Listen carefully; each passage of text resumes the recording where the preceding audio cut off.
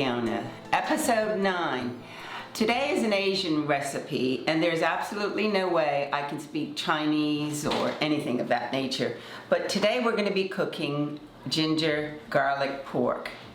And it's a really easy recipe, and it's going to be delicious.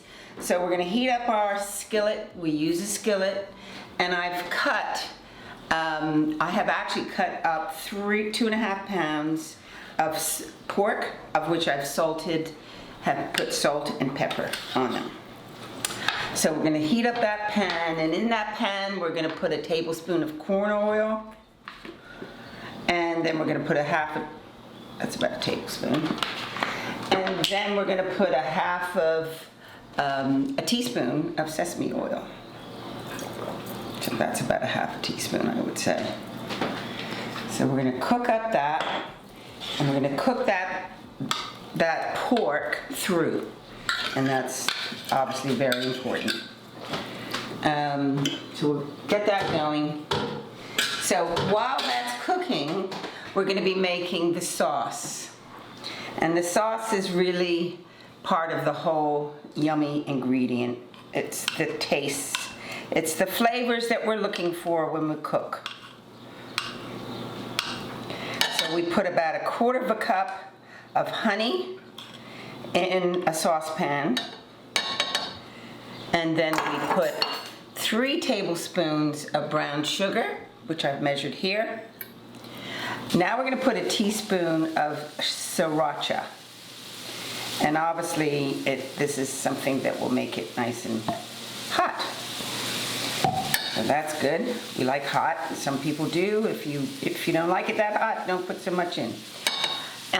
And then we put a tablespoon of rice wine vinegar. There we go. And then we put 3 tablespoons of soy sauce. 1, 2, 3. Okay, then we turn the fire on and we cook this very, very slowly. Very slowly, very, very slowly. And stirring all the time. So basically what we're going to do after this cooks for about 8 minutes, we're going to thicken it with cornstarch. So a few minutes later, once we thicken this sauce and we put the cooked pork that's seasoned with the various ginger and garlic over the jasmine rice that has been cooked, and I'll bring that platter out as we go along.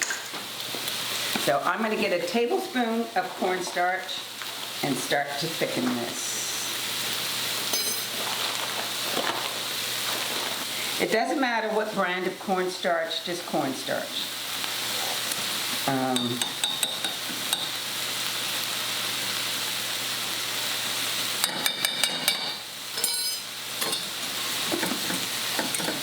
So I'm keeping stirring this because I got to keep stirring this before, and it will thicken. It will thicken. A few minutes later, Just slide this over and let it cool a little bit. So once that's cooled a little bit, then we're going to put in our ginger, grated ginger, 2 tablespoons of freshly grated ginger, and then 4 cloves of garlic. Stir that in. Let the flavors blend. This is what it's all about, letting the flavors blend through the pork. This is what I'm doing now. I'm sorry you can't smell it over the video, but I gotta tell you, this does smell delicious. It really does. It's the flavors. It's all about flavoring your meat. Okay, so here we go. So now the pork is blended with all the flavors, and I'm going to put it on top of the jasmine rice. This is all on top of the rice. Once the pork is on top of the rice, then you get this lovely thickened sauce and you pour it all over.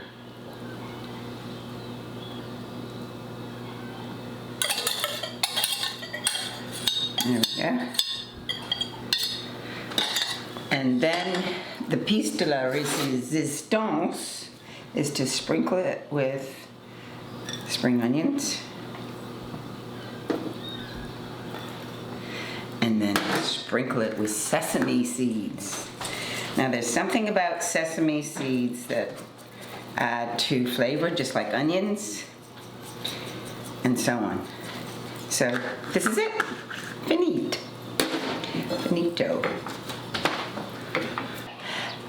So as you know, I'm a Hatfield. So I have a Chinese hat in our house, in the Hatfield house, and this is it. As you know, I love to cook. You see, I've made this delicious ginger garlic pork. But my other love is real estate. So today I'm going to talk about preparing your listing, preparing your house to close, and these are some of the pitfalls. So have your property staked prior to listing your property for sale, because there's possible encroachments that could happen and pop up. So a lot of people aren't aware that encroachments happen, so it's better to have your property staked. An encroachment is, let's say that someone's built a wall on your property, they don't know that it's not their property, but it is your property, so therefore that is called an encroachment. I've had dog cages on the property, and they had to remove their dog cage away from the property and put it within their property. So that's an encroachment. So another pitfall is have a structural survey done, which a vendor could give to the buyer to confirm that all is in order, like your electrics and your plumbing and your roof. Another pitfall would be rent control. If you have an apartment that is has an ARV of 22,800 or less, the rent commissioner controls the rent. And they actually come and they assess the property and they determine what rent it should be. So therefore, if you have been overcharging your tenants for a number of years, you will be prepared to pay them back for the difference between the registered rent and what you've been charging them. So those are the pitfalls. Please call me, Fiona Hatfield, 534-9932, or text me on that number. My email is fhatfield@brcl. Now, should you want any of these recipes, as I said in the previous episode, I do have a few left, calendars, and they're free. I don't charge for my recipe calendars. Look forward to hearing from you. Let me know if I can be of any help in your preparing your house to sell it or helping you to purchase a house. Please call Fiona Hatfield on 534-9932 or email at fhatfield@brcl.bm.